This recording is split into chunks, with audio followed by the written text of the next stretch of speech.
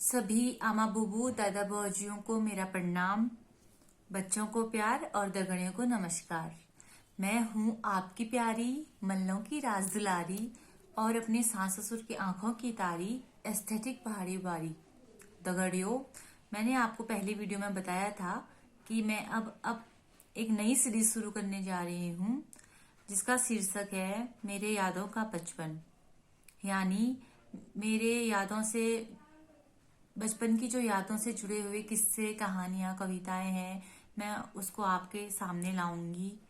और मुझे लगता है कि जितने मेरे व्यूअर्स हैं, जितने मेरे सब्सक्राइबर हैं और लोग जो मुझे देख रहे हैं, सुन रहे हैं, वे कहीं ना कहीं गांव से जुड़े होते हैं। उनकी जड़ें गांव से जरूर जुड़ी होती है। चाहे हम लोग शहरों में रह रहे होंगे, लेकिन हमने हमारा जीवन का अनमोल समय हमने जरूर गांव में बिताया होगा।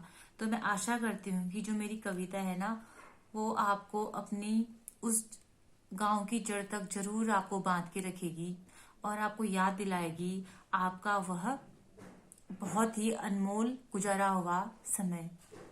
तो आप जहां से भी देख रहे हैं, पूरे भाव से, तन मन से इस कविता से जुड़िएगा। तो आज की कविता का मेरा शीर्षक है मेरे यादों के बचपन की वो ढलती हुई शाम। और यह शाम है गर्मी की शाम, कि हम अपने बचपन में गर्मी की शाम को या रात को कैसे गुजारते थे। मुझे बहुत ही स्पष्ट याद है कि हम लोग कैसे व्यतीत करते थे। तो मैं कुछ कुछ इसमें जो शब्द यूज हुए हैं उनको डिस्क्राइब कर देती हूँ। कुछ लोग ऐसे हैं जिनको पहाड़ी समझ में नहीं आती है। जैसे क्या होता है देहली। देहली जानते हैं आप? जो सीढ़ी होती है घर के अंदर जाने वाली, तो उसको वो बोलते हैं, पत्थर की बनी होती है, उसको बोलते हैं देहली। गाढ़ गधेरे यानी पानी का स्रोत, और उसको बोलते हैं हमारे यहाँ गाढ़ गधेरे। हमारे यहाँ क्या होता है, पहाड़ों में हर एक जगह का हम लोग नाम दे देते हैं। जैसे खेतों का नाम होता है, हर एक मोड़ का नाम होगा। बहुत ही रोचक उनके साथ कहानियां, किससे जुड़े होते हैं, मैं धीरे धीरे आपको बताऊंगी। और हर एक पहाड़, पर्वत, गधेरे, जगह, हर एक चीज का नाम होता है।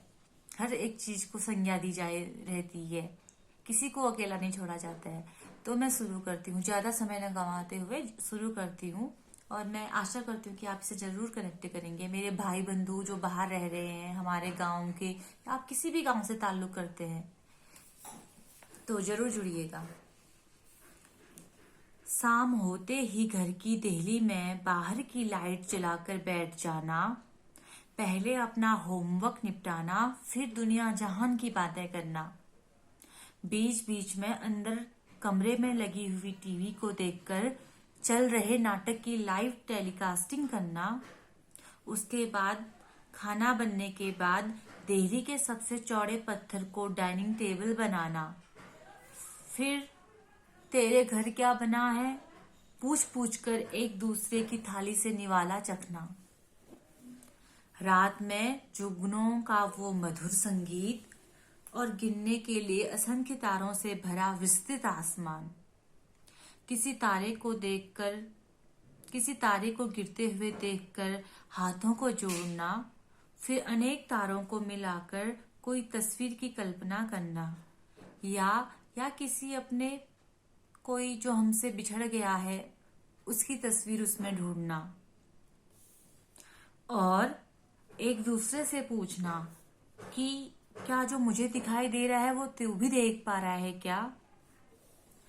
थोड़े बड़े होने पर पता चलना कि ये टूटता तारा तो कुछ होता ही नहीं है, ये घूमती हुई सैटेलाइट है। फिर और अपने आप पे हंसना। सामने खड़ेती की गाड़ के पहाड़ में जलती लौ को देखना, फिर अचानक उसका आंख से ओझल हो जाना।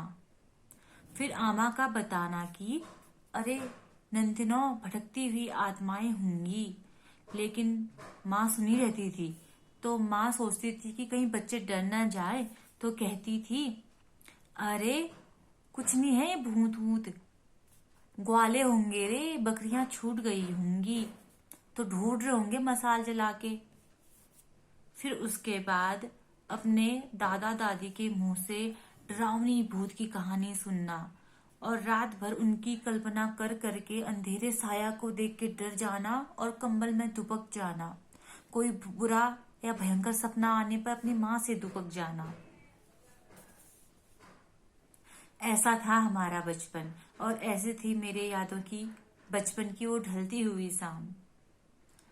फिर अपने अनंत सपनों के संसार में खो जाना, ये मुझे याद है और हमेशा याद रहेगा, मेरे बचपन की वो ढलती हुई शाम। तो आपको कैसे लगी ये कविता मुझे जरूर बताइए, और क्या आप भी कनेक्ट कर पाए इस चीज से। मुझे लगता है कि जितना भी हम लोगों ने गांव में बचपन बिताया है ना, तो हमने, आप सब इससे कनेक्ट हुए होंगे। हमने ये सब चीजें कर रही हैं। गर्मियों के सामने हमारे गांव में न ही ये पंखा फ्रिज कूलर कुछ नहीं होता था। हम लोग बस देरी में बैठ जाते थे शाम होते ही, सनसेट होने के बाद, और फिर जो ठंडी ठंडी हवाएं आती थी आम के पेड़ को छूते हुए, हाँ क्या आनंद के दिन थे।